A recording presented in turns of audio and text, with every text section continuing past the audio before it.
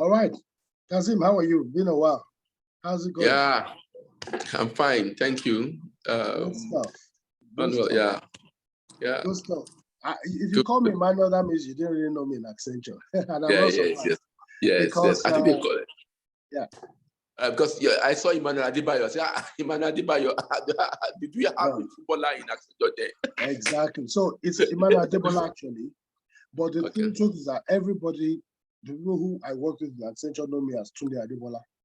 But what happened was when I was crossing over to North America, I decided to adopt Emmanuel. And you won't believe the reason why I adopted Emmanuel was that I faced serious challenges in my last days in Accenture, where I was not able to meet my targets. So my sales targets, I was, being billed for promotion to managing director. But for whatever reason, in that year, 2015, I had been identified as, profiled, and my name even went as far as South Africa, but it was dropped. At least that's what NY told me. So 2016, the plan was, let's make it happen. Let's run it back.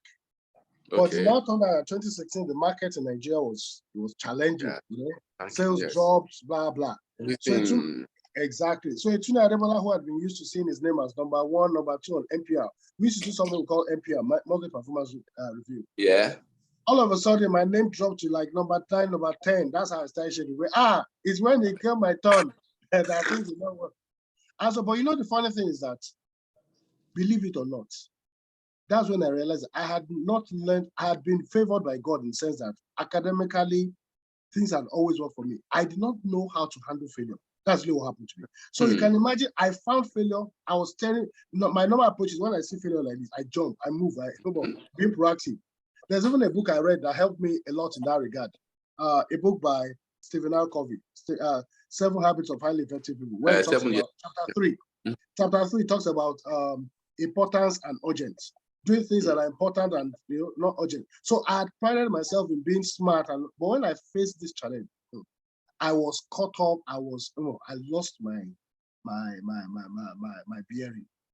So by the time I was now leaving Nigeria, I just changed my name. Let the Tunde stay back in Nigeria. Let Emmanuel come to North America.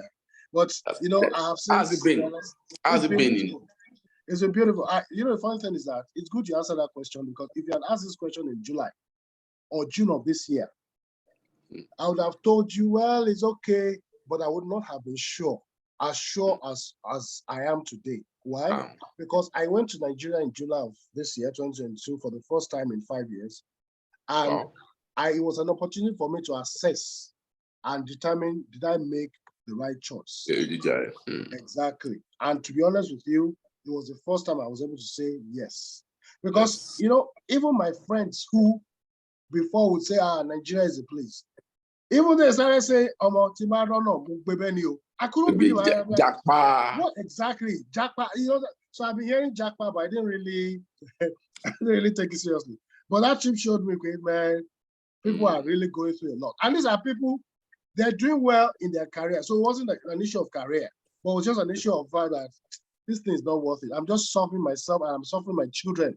And in order to build a better legacy, the best step is to move on. So things are really tough, but I'm happy I'm where I am. I mean, I went through challenges, but I'm grateful to God that, He's brought me through and I'm in a much better place now. But quite frankly, I feel for a lot of people, especially my colleagues who appear to be challenged there. But tell me, that's enough of me.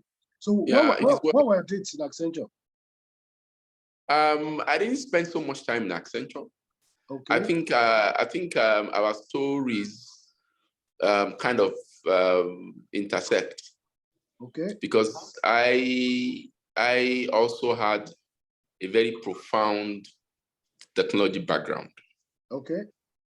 So I was working as a data architect in my previous employment. Okay. Before I joined Accenture. Okay. And for me too, it was, let me come and learn some things. Let me come and learn some, management consultancy kind of thing. The packaging, that's what I call it. The packaging. Yeah, exactly. Yes, something like that. And also, add value, to the organization. And I felt I did that. Okay. But my my journey map that time was like maybe spent between 2 to 3 years. Okay. All right. But after about a year, I felt that, I think I can do this thing now, because the plan was to go and set up my business. Okay. You're one of the old ones. Yes. Okay, luckily. When I was leaving MTN to join Accenture, my plan was actually to leave MTN and go and start my thing. Okay. And the opportunity to work in Accenture came up. Okay. So, okay, this would be a good route, all right, to end my paid employment history. Yeah. Okay, then that's okay. Let me just go and do 2, 3 years then now. But after 1 year, I felt, no, I think I can do this thing now. You want to right. What I mean, one of the last songs. No. So I just felt like, I can do this thing now. And I just pulled out and started my business since that time. So in 2000, I think I pulled out in 2007, late 2007, and I began to work on my thing. I started the company myself. All right. Then after some time, I met a fellow on a project that I was leading. He was a very smart guy, very, very, very smart, and he was commercially sound. All right. What a blessing. All right. Yeah. So me, I'm more on the technical side, and maybe technical and delivery. All right. Yeah. And he was more on he was, smart. He was a BA. All right, at that time. Okay. But I saw that he was a street boy. I know what you're talking about. Exactly. Yeah. And me, up to now, I still struggle with streets. All right. So this would be a good blend. And in 2008, we co-founded Blue Chip Technologies Limited. Okay. So we'll be 15 years. Wow. 15. In 2 months. 15. We'll be 15 years. We'll be 15 years in February next year. Just 2 months time. Wow. So it's been great. It's been great, and we've grown. We've actually grown. Wow. Wow. How time flies. It's amazing. I knew of Blue Chip, but I didn't really, for lack of a better word, pay attention. The first time I probably even had you, I was in Accenture then. I think I was already an SM. It was towards maybe 2013 or 14. There was an opportunity we were trying to do. I think NY was trying to reach out to you guys, or because we had a philosophy that it was Accenture number 1, everybody else number 2, so exactly. That's why it surprised me that we're reaching out to this small company. And then when I heard that it was an ex-Accenture person, I was like, really? Really? And since then, I've only heard positive things about Blue Chip. I mean, it's amazing. Oh, thanks. Thank you. So that's it. That's how we started, and we were quite focused on, when we started, we were quite focused on data and analytics. Okay. Because that's my forte. Okay. Yeah. So, and I began to build a team. Then from there we started doing other things related, all right, that would actually support the data and AI delivery that we are doing. Okay. And so that's it. Amazing. So tell me, what's your footprint? What's the footprint of Blue Chips today? Are you guys just in North I want to say North America? Are you operating in South Nigeria, West Nigeria, or have you even? We're in Nigeria, of course. We're headquartered in Nigeria. Okay. But we have offices in 3 other African countries. Wow. Kenya, DRC, and South Africa. Okay. We do a lot of work outside of Nigeria as well, and Zambia. I have an office in Zambia as well. Okay, but it's not very active. Okay, it's like an annex or something. Yeah, like an affiliate. Not really, but yes, but I'm doing some things there, and we're doing some work in Cameroon, do some work in Ghana, we do some work in Benin Republic. All right. We tie up with this, with some other SIs. Okay. Yeah. We work a lot with Tech Mahindra. Oh, okay. Yes, we work a lot with them. We do a lot of stuff together. Okay. Because sometimes they will get some big jobs, they will need some, local resources or local expertise to deliver. So subcontractors. Yeah, so we just, easy to get us. I have also started a company in Ireland, in the Republic of Ireland. I see. All right. So we've got a partner that we're working with over there. Okay. So outside of Nigeria, right, I would say South Africa, DRC, Kenya, then Zambia, then of course the Republic of Ireland. Okay, wow, that's impressive. Your story is even sweeter than I thought. Imagine, and this is in 15 years, man. So tell me, let's be, because the other thing I need to let you know is that, as I hinted you at the beginning, this is going for public consumption, so I cannot control who will listen to it, because I'm going to put it on my YouTube channel. What I'd like to ask from you is, one of the things we prided ourselves with in Accenture was integrity, not cutting corners and all those things. To what extent are those things realistic in your experience? There's a difference between theory and practice. Well, I think you just need to navigate some of these difficulties, really. It's there, all right? And I can tell you a number of times we've lost some deals, all right? Yeah. Because, we had to, push that integrity principle, and the risks are there, all right? As a businessman, so what you constantly do is to analyze the risks, all right, and get a pathway that will not solve you or your company. Okay. Yeah. So it's not a big problem, really. And we've had some surprises too. Okay, we've had some surprises in the sense that there are some organizations, even in the public sector, all right, that you think if you go here, they're going to ask you a arm and a leg, all right, and you get surprised that when you get to such places, there is nothing, all right. There is nothing like anything untoward, That's a big surprise to me. That's a big surprise. I'd like us to talk more about such companies, because I don't think we do a good job of talking about.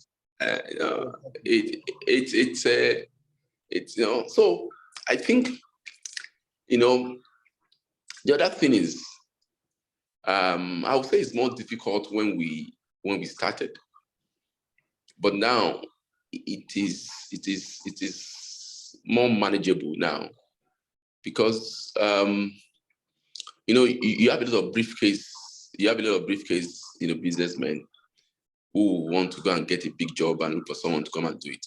Okay. Yep. Of course, you are being insulated from all the issues, because you just say, okay, this company, come and do ABC, pay me. How you arrange and everything is your problem. Yeah. All right. Okay.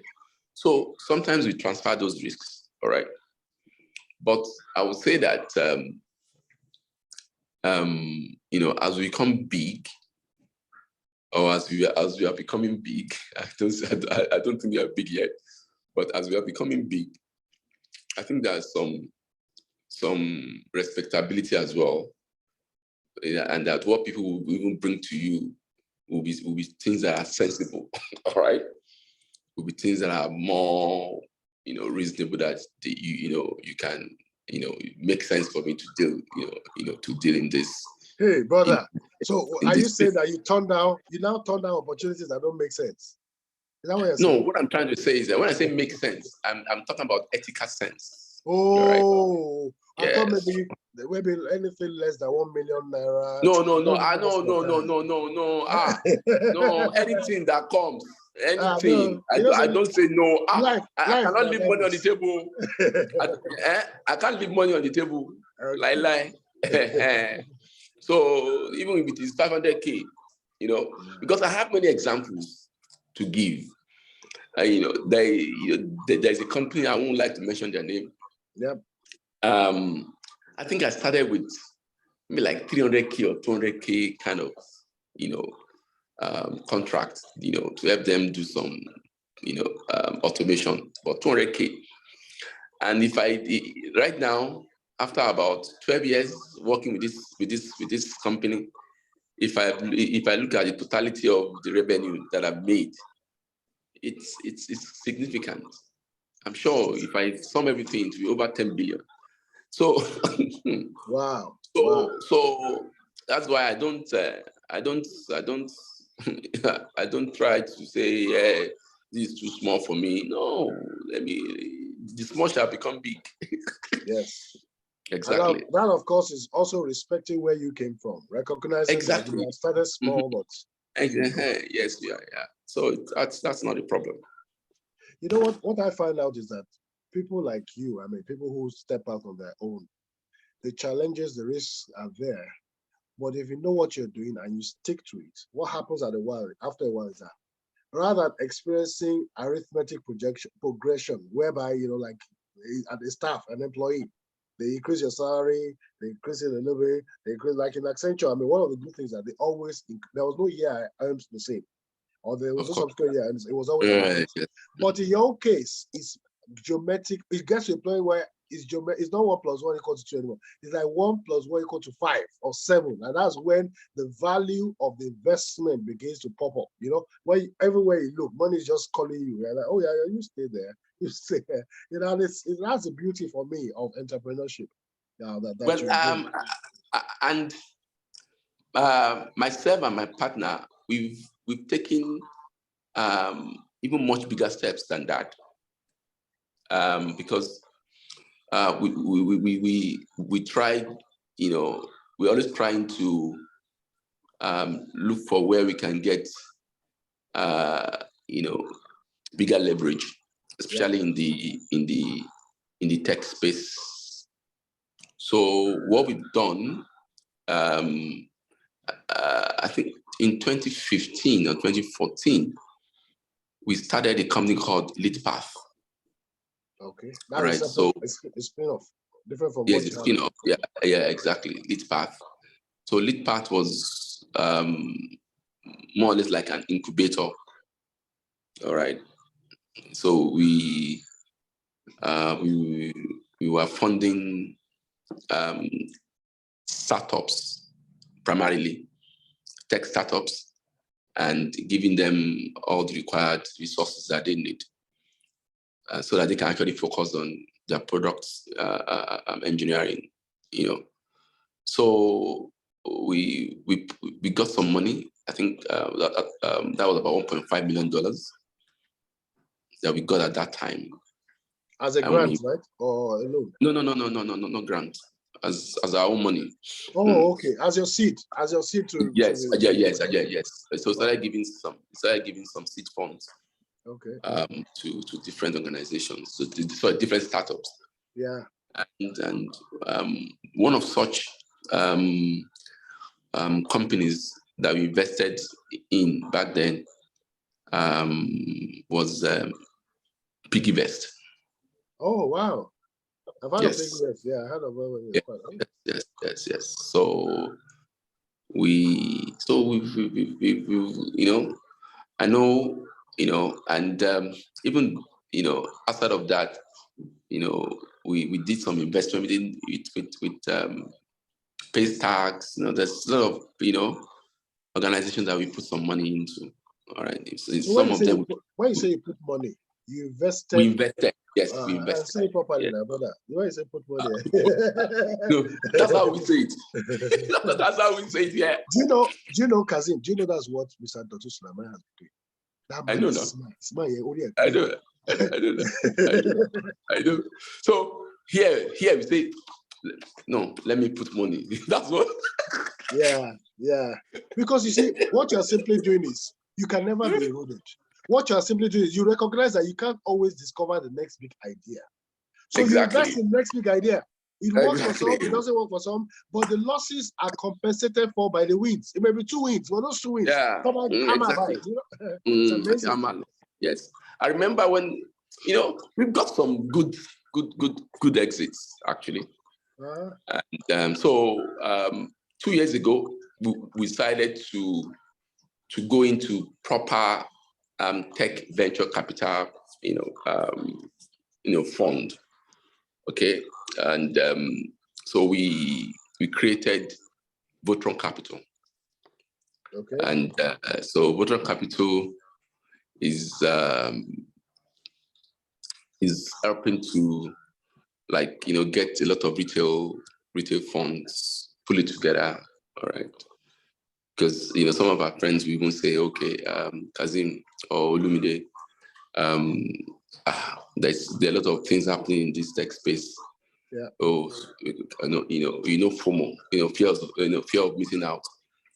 Can I give you some money so that you can help me invest? Because you're hearing some stories. Yeah. Exactly. So we created, Votron Capital, and we've used that to invest in dozens of organizations, tech startup, providing pre-seed funds across Africa. All right. So, so we do that as well. Yeah, that's really impressive. So when following. Yours is a remarkable story, and I think we need to share this kind of stories more, because it's one thing to just look at blue chip going there. I'm just amazed that you've been able to adopt the principles of a sound entrepreneur, which is recognizing the opportunity, growing your own opportunity, and then looking around to see how else can I plug in? And that's exactly what we've done. And that way you can never remain, you can't be broke, because you simply multiplied yourself through other, without, whether deliberately or not. Yeah, sure. Mm-hmm. My question is there anything in your background that prepared you for this? Is there any, your parents sound business people, or it's just you just streetwise, or what?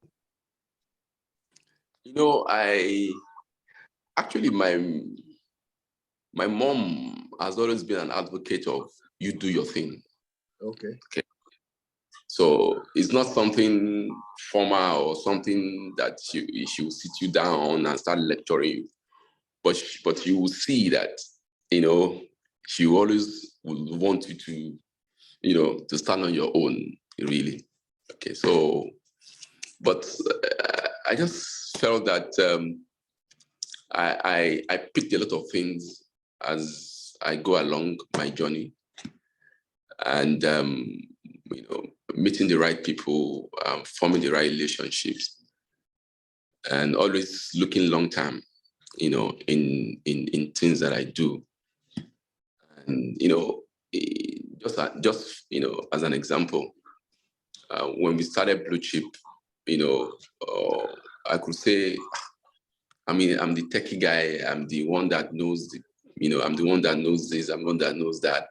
Yeah. Why do I need to bring somebody that will start dividing yes, I could do it by myself. Yeah. Not only you can come. Not only you can come. But I know that Yorubas will say that and so teamwork, bringing people together that have got shared values, So even the team structure, you can begin to see value. So that's it. That's impressive. Tell me, how do you attract talent?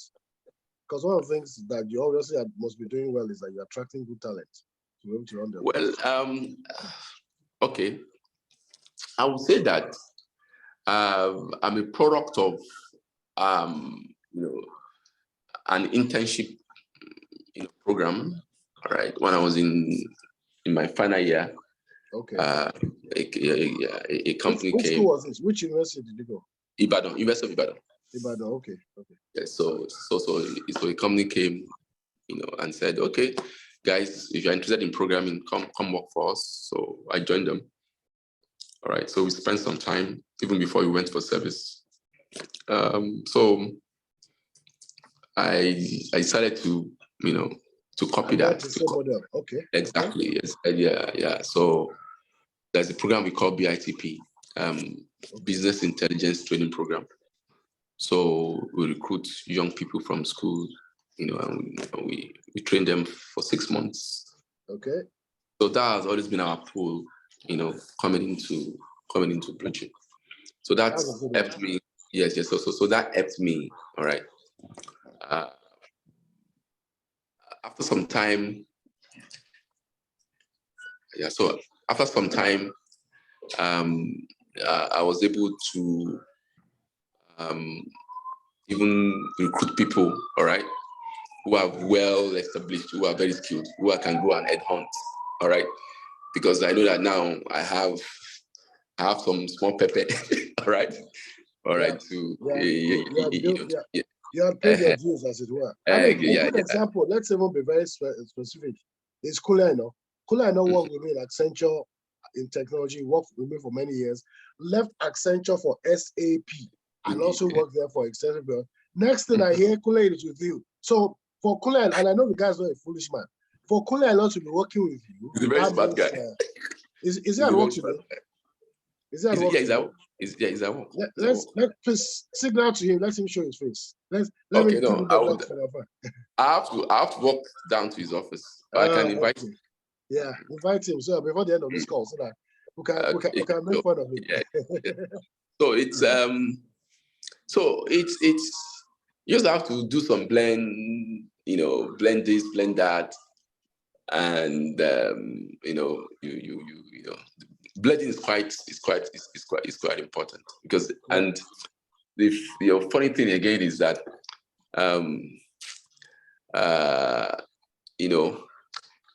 time and chance too, it's quite important. Yeah. So but if you are prepared, all right, that's when you that's when you reap it. So there are a lot of things that have. Well, let's take it. Let me go a bit to a lower level. What is the greatest challenge you faced on this business as an individual? Something that you probably maybe you were not prepared for, it just hit you, and how are you able to come out of it? Because we've been painting rosy stories. Let somebody not go and watch this now, and all of a sudden drop it. I'd say you So paint a balanced picture, back. Yeah. I think there are a lot of challenges, right? Especially business risks, all right? Okay. Especially as we become bigger. Okay, so as I'm here right now, having this discussion. Yeah. A colleague might be doing something that is injurious to this company. Yeah. And you're not aware. Okay. And you're not even, and you have to deal with it. You have to deal with the circumstances. Okay. So when the company was small, I know everybody. All right. I could relate to everybody. I even know their spouses by their names. Wow. All right. Okay. Exactly. So we were that close knit. Yeah. And after a while, as the company was getting bigger, I don't even know all my staff right now because we are about 270. That's a good place to be. That means you've really, what's your head count? We're about 270. Wow! Come on, man. Come on. I don't think in all of my years in Accenture, we ever hit that number you just called. 27 what? 270. Wow. So we're saying that. So is that okay? So what is happening? All right. Can I, the way I try to manage my people, the way I try to live,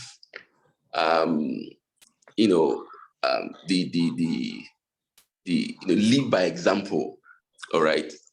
And let's, sometimes unhold some of these guys. This is how you do things. This is how you do things. Yeah, how to mentor. Yeah, try the mentoring part. Yeah. Yeah, I was beginning to see that was not really working well again. I was seeing the gaps. Yeah. And so it is that people issue that I think is my biggest challenge. And though, we've gotten mentoring program, all right, getting people to have mentors and do things and all, we're making some progress, but I still think that I still need to improve on the internal cohesion. All right.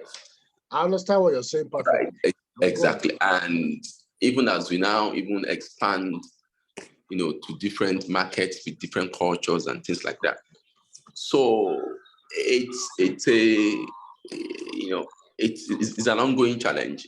And for me, I'm people oriented, right? Yeah, I think we have that similarity. I'm like that. Yeah. So I see that as a big challenge. It's quite difficult, really. Yeah. What you're saying reminds me of a guy I know. Let's call his name Tundosko, for lack of a better word. Tundosko has a company called Tendermade Consulting Services Incorporation. And one of the things Tundosko is very particular about is what you just talked about, ensuring personal productivity.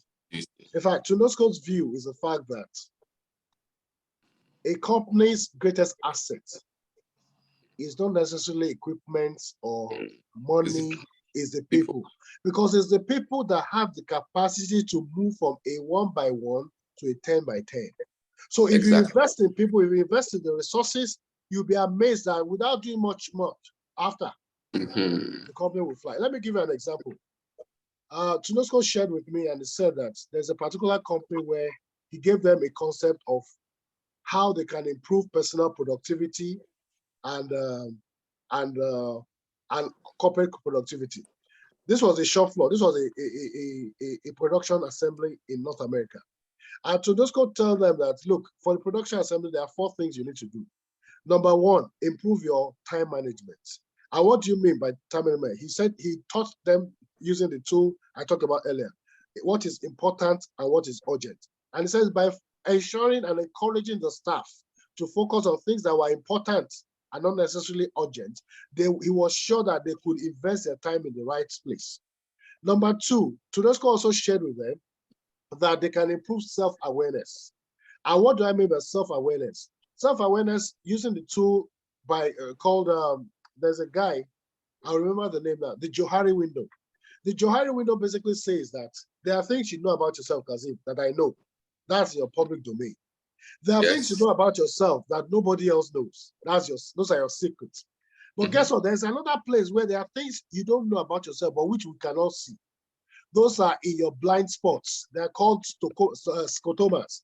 And your ability to know all this is why you have things like 360-degree feedback, because then that takes you around and helps you out. So that Kazeem now becomes aware of who he is. Kazeem does not spend his time trying to develop his weakness, but Kazeem is aware of his weakness and has embraced his weakness as well as his strength, but functions from his position of strength. You know what I'm saying? So that way, Kazeem is a more effective person. Then number 3 is that there's another tool. It's called this one helps you to improve personal productivity. And the simple thing to those coach shared with them is that you can't give what you have, what you don't have, inside out. He said, for instance, take a guy from the jungle of Africa and bring him to North America and make the place where he's staying very beautiful, where everything is clean, spick and span. It's only a matter of time before the guy drags down that place to resemble where he's coming from. He's not wicked. It's just the way his heart is. As your heart is, so is what he gives. But imagine a guy now from North America, an Oyibo, Caucasian, whatever, take you to that same jungle where this other guy is coming from. It's only a matter of time before the Oyibo turns the place around. Why? Because when your inside is white, you want to turn your environment white. When your inside is dark, my brother, no matter how beautiful your environment is, you will turn it around. So the responsibility of the organization is to help feed the inside, and the person will run on self-auto control. What a lot of people do is waste time on checks and balances, doing this and that. But when you can ensure that the person's value for life and himself is okay, you won't have to worry about some things. What some people are fighting over is poverty. Poverty, they may have money in their bank, but poverty of the mind keeps them grounded. That's not that a person who has money, who has resources, still steals things. You're like, you don't share this, my boy. It's because that person is poor. And then the fourth thing that Tudosco shared with them is improving your oversight as a leader. And what he said is that this particular company Tudosco was working in there, the company prided itself in what they did. It was an annual survey where once a year, they will get information, and the GM manager of the company said, because my company is doing well. Tudosco said your company is not doing well because Tudosco had rolled with the shop floor. And Tudosco said to the guys, this is what your MD says, your GM says everything is fine. They said, is it what we just do over 15 minutes? Those companies, they gather them into a room. And over 15 minutes, they will answer some questions. And the guy thinks that is how people really feel. No. So what Tudosco proposed to them is Gemba. Gemba means you go to the place of action. So rather than sit in the office and wait for results, the person goes to the shop floor. And when the staff see him, number one, they feel that this guy cares for them more than the one sitting in the office. And number two, he has better understanding of what is going on.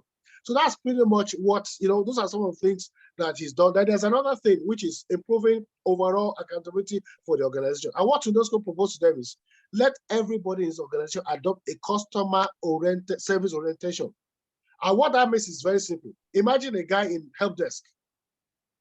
When I started in IT, I did things around IT help desk. And the mistake I made there was that no matter who you were, I wanted you to know how intelligent I was. So if I came across you and I did your work as an IT person, I wanted to leave you respecting me. I don't know if you ever felt like that. But now I've evolved over time to realize that what determines the success or otherwise of my engagement with you is your satisfaction that I have delivered what you asked me to do. Now, that's help desk. Take that same picture to somebody in payroll. I go to payroll, can I have my funds? The person doesn't say, you have come again, you have come again, you have come to this. What that person simply realizes, I'm providing service to these people. And the person is very, very meticulous in how he or she responds to you, so that you leave that place feeling happy. That person would then be deemed successful. Now, let's even take it to the GM or the MD in your case. The definition of successful is not to shout it down on people, make them feel incompetent. People that are already suffering on their own. But you have an opportunity, not because you are the smartest, but because you have just the favor and the grace of God to be their head, and you now start lodging it over them. But you now realize that, I can impact, just like you're trying to do. I can impact this, I can make them better. You know what? They will love you for life when you speak to them normally. That's one thing that has been missing for many organizations in Nigeria, where you talk to people as if they are nothing, as if they don't know jam or cocoa. But when you realize that the average human being has the ability to do much more, and it's just by the grace of God that you're occupying that position, and you speak to them, you speak to the man in them, not the fool. They say in every man there's a king and there's a fool. You speak to the king in the man. You'll be amazed that the person that other people are turning down, they will come to you, they will gravitate to you. So that's my own philosophy. And in case you didn't know, Tudosco is myself. So that's what I do here in North America. Oh, okay. That's nice. It's been a learning 5 minutes or 4 minutes. No, you know what? You can even learn more. I can train your people. You're going to try to opportunities as well for collaboration, brother. No, clearly. Yeah. But I mean, I'm really, really impressed with this story. It's a story that I hope that, because I'll be sharing this on our KX platform for the ex-Accenture folks, and I hope that they will listen to your story, hear how you decide to take destiny into your hands, And how within a space of 15 years, can you imagine? 15 years, it's still baffling me that you've been, 15 years. And look at where you are today. I don't need to see the inside of the company. Earlier today when I spoke to you, I could see the leather seat at the back of your chair. Oh boy, but very be cockpit. Cockpit plane. Oh, glory. Well, I'm happy. I'm excited because for me, the goal of going to an Accenture is not just to be a better employee. For a while, that's okay.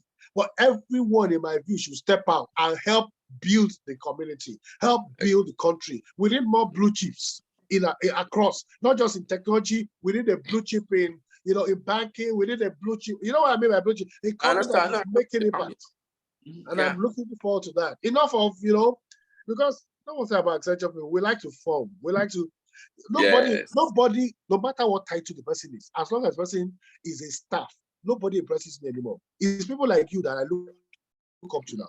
People like you who have been able to step out of the plane and they use parachutes, but you did not drown. You made it. You are the real example. And that's why for me, when people say they're jackpotting, you are a good example of somebody who jackpot is a decision you make, not because you are running away from trouble, but because maybe for family, let's just go there. And life, when you have choice, is important. But many people who are jackpotting, the choice they cannot even afford the basics. And to be honest with you, when I came to Nigeria, I was very amazed at the price of things. I was like, how are people affording these things? Because everything had gone up. And I think it's even worse now. That's what I was told. I went there in July. When I was explaining my story, somebody said, it was July. And now it's worse. I'm like, how can it be worse within the space of 3-4 months? He said, today it's worse. And if you want to be very realistic, it would get worse because a determinant to the inflation rate is also the subsidy on fuel. Okay. By the time a serious government comes in and decides to take away the subsidy, so fuel prices would go up, and things will be more expensive. So we need to just, I don't know, everybody needs to just go and tie their belts, and because it's sad. It's sad that that is the case. It's very sad that things like because what I hear from you is that, and that's one thing somebody told me about Nigerians. It was my pastor that used to say it, Pastor Sam Adeyemi, when I was in Nigeria. He said, when you push people to the wall, right, the normal reaction is that when you push them to the wall, they'll come back and fight you. But at the average Nigerian, when you push them to the wall, they will turn and they will dig a hole in that wall. It's like there's almost no limits to our capacity for suffering. No limits. And it's sad. My mother would say, Oroburuku Tonderi. When something is really bad, but and they say Nigeria, we're one of the most, the happiest people. Because for us, we have found a way to turn this suffering, turn it into a joke. When the weekend comes, we all, if the weekend comes down, we all go to do Owambe. You go and dance it away. Everybody's happy again. The next day, more money. You know why what you're saying is funny? I have a friend. This friend of mine is also here in North America. This friend of mine is managing a load that is bigger than herself. So this friend of mine, I met at an event recently where another person was celebrating a major milestone birthday. So you see, I was there on the dance floor. I was dancing, but my brother, I didn't spend $1, one kobo, but I was dancing. Well, I was seeing people coming in and out, dropping dollar. The fact, Nigerians were always like that. They were spraying $1 each. After a while, I told my friend, who's a lady, because I know the challenge that she's going through. I said, this money that you're spending, don't you want to reduce it? Because other people had come to this. She was the only person that was dancing, that was spraying the person. So when other people came, I hinted her, I said, why don't you relax? Let other people to go. She said, what she said?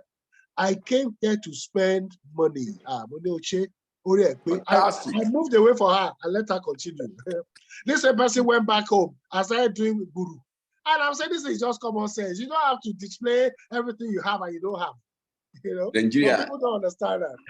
Nigeria and Nigerians, we run a make-believe society here.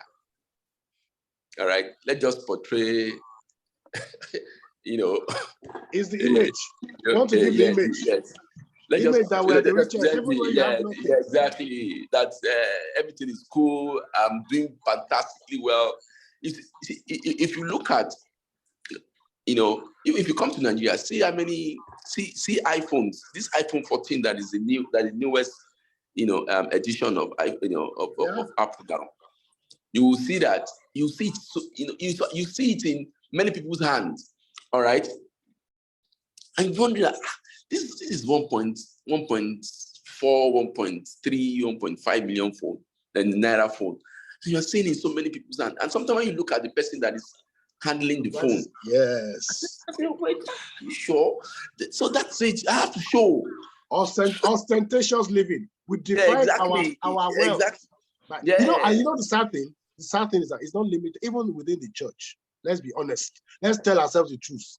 Even the church, that's how it has come to a state where even the church or the mosque, I don't know, the way people define success is also by your ability to acquisition of wealth, of material resources, which is not true. Not true. It's not true. It's okay. It is well. It's all good. It's cooling around now, so that we can wrap it up.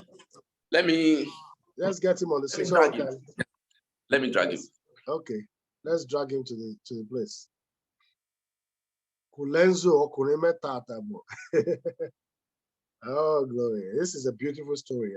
Whoever it is that's watching this, Kazeem is somebody that worked in Accenture, same time as, I worked in Accenture from 2005 to 2017. That was 12 years plus. Kazeem seems to have worked there for just over a year. Can you imagine? And look at the wonderful things he's doing. So he probably worked at Accenture in the year 2006. And it will be 15. So 2006, 15 years now. So he started his organization, Blue Chips, in 2007. And in next year it will be 15 years. Okay, so he must have started in early 2008. And that's where I'm back here. Okay. Can you see the gentleman standing behind me? Who is the intruder behind you? Is that an area boy? Is that an area boy? The area boy that's refused to pick my call. You know what funny thing about these guys? When you call them, I'm busy. Are you little yeah?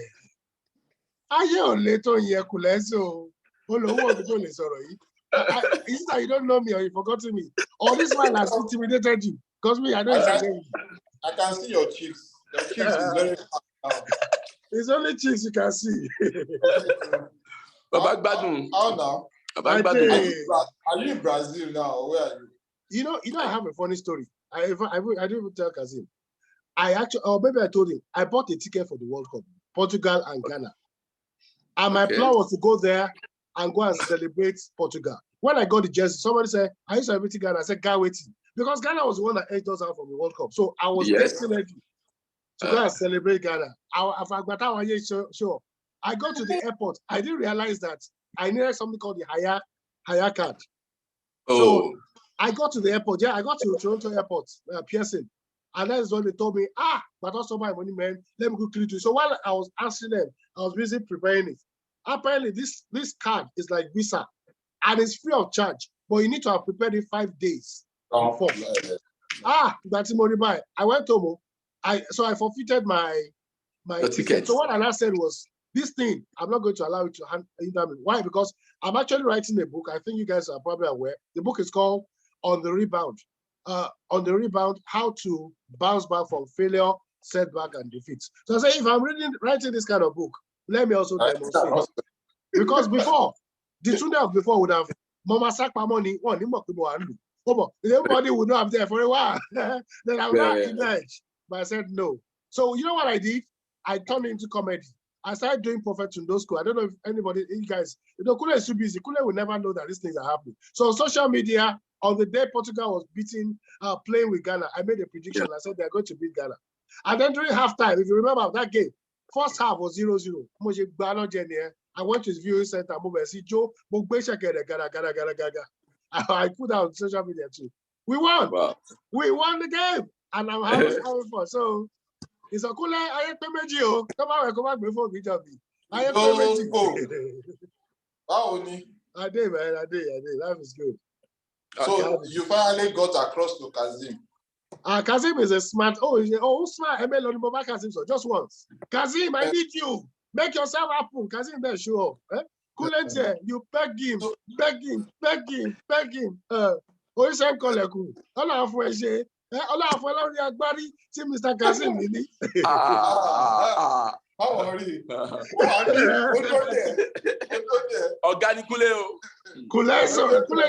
Kule tells me that he's the one handling, which he says he's handling Lagos State something, some contracts or some major opportunities. You know one thing about Kule? Let me say it in Kule's defense.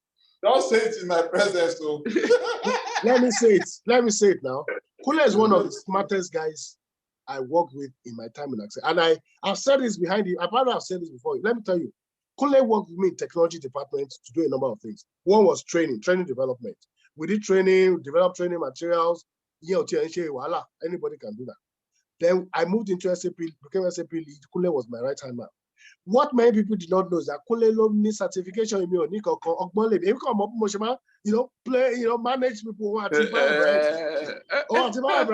not waste my time trying to learn. But one thing Kule did, which to his credit, there was one opportunity. Let's follow up one because this is but there was one opportunity that Kule did. Kule developed a reference manual for a big man. Let's just a big man in Nigeria. The richest man in Nigeria, whoever, let anybody get it. Kule did a brochure to the extent that the SAP lead for Africa in South Africa, he took that book and used it as a reference. Kule left a legacy in Accenture. Kule mojiba for balance at your Tori is not the most intelligent though. You are intelligent, but balance. It is well. It is well, my brothers. It is well. Everybody is good. Everybody is good, man. How is your tax spot? Everything is going on well. My what? Tax spot. TAD. Multi move on. It's a TAD more. It beginning the TAD. Now it's called Tendermate Consulting Incorporated. I was telling your friend Kazeem about Tundosco. Kazeem does not know me as Tundosco, so I told him a story of what Tundosco does. And then later I watched some women in Tundosco. There are many paths to me. You get what you want. Tobade church go ambe. Tobade sports field go ambe. Anywhere. PowerPoint. I'm just doing this kind of things to have fun. You know Kazeem now. Have you seen the face? But I didn't know him before. I didn't know him before, honestly. No. So let me wrap this up by telling Kazeem and you one thing I'm trying to do. So going back to Accenture, Kazeem and I talked on one very important thing. That is the talent of the pool of human capital. And that's when I see Accenture alumni, I see a sea of rich resources. But what's happening is that every one of us is functioning in silos. Toba story, look at the story that Kazeem just told me. Beautiful story. 15 years. He has changed levels. But guess what? That's just one Kazeem. Kazeem didn't spend more than 2 years. He planned to spend 2 years, spend just 1 year in Accenture. You can imagine the many more people that pass through the firm. So what I'm trying to do is pull all these resources together so that those who are in Nigeria, like Kazeem, and those who are outside of Nigeria, we can connect everybody together. So I have become a hub. I see what I now become is I facilitate transition of resources. So I want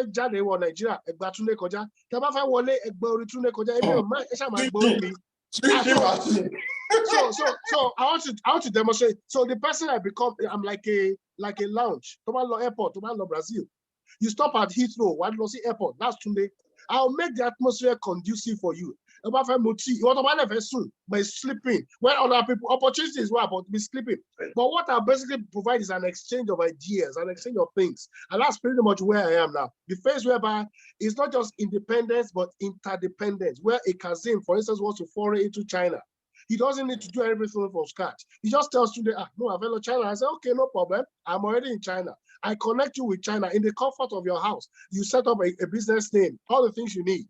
I'm working with the legal. I ensure that everything is done. That's where I am now, guys.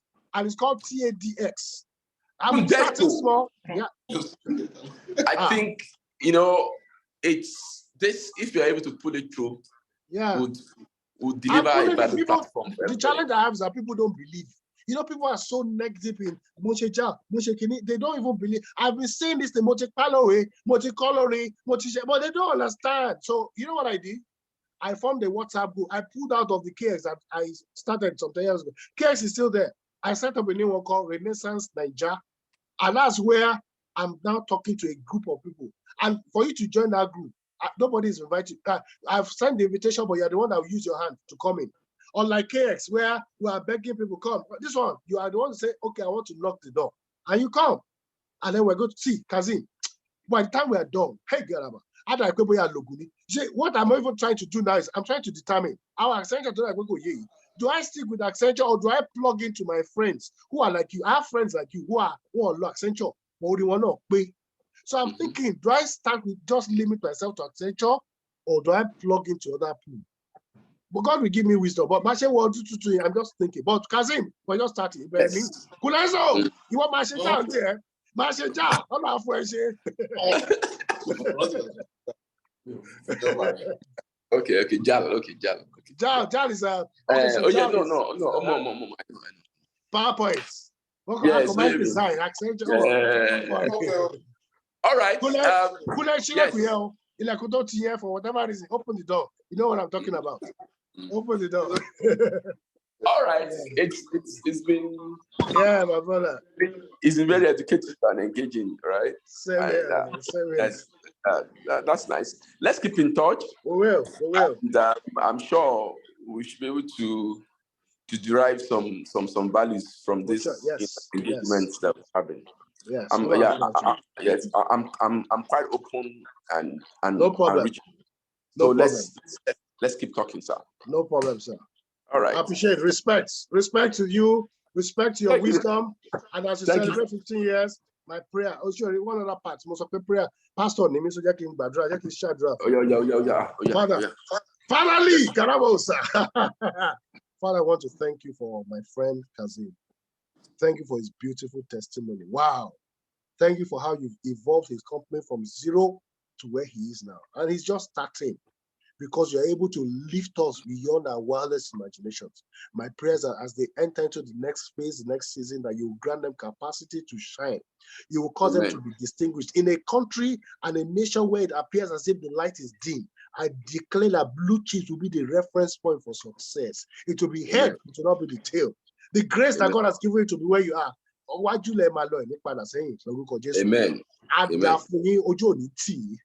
If you don't tell where men are saying there's a casting down, you will say there's a lifting up. That is your portion. It is well with you. And congrats in advance on 15 years. I'm happy for you. Thank you so much. And I wish you the very best. God bless. Bro.